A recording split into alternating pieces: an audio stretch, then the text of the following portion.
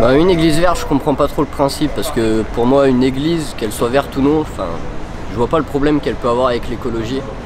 Après, si jamais il y a toujours moyen d'améliorer ça, c'est pas mal, donc au moins c'est bon pour la planète, quoi. Pour moi, l'église en soi, elle est déjà verte parce que c'est quelque chose qui est assez vieux en soi et il n'y a pas beaucoup d'utilisation de l'informatique et finalement en France, il n'y a pas plus écologique que le papier. Parce qu'il y a un bon système de recyclage, il y a un bon système de gestion des forêts, alors que tout ce qui est informatique, ça demande beaucoup d'énergie nucléaire, donc finalement en soi c'est assez écologique.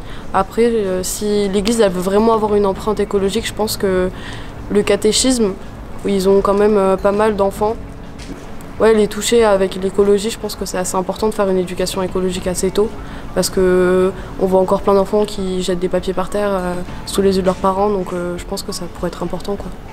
Alors oui, effectivement, pour éviter un bilan carbone fort, on pourrait envisager que le patrimoine du diocèse soit fabriqué en France pour le mobilier par exemple dans les églises, les monastères, les écoles catholiques par des menuisiers français ou par exemple les habits des prêtres, des frères, des sœurs plutôt du Made in France.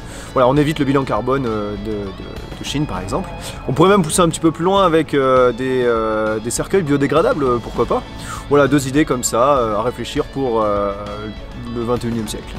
Une église qui soit beaucoup plus accueillante au niveau je veux dire au niveau des apparences, quelque chose qui reste de briques, de pierres, de pavés, c'est pas quelque chose je trouve, de très chaleureux, avec un côté un peu plus naturel, des plantes, des fleurs, ce genre de choses. Je pense que déjà ça attirerait un petit peu plus l'œil et ça attirerait un peu plus de monde.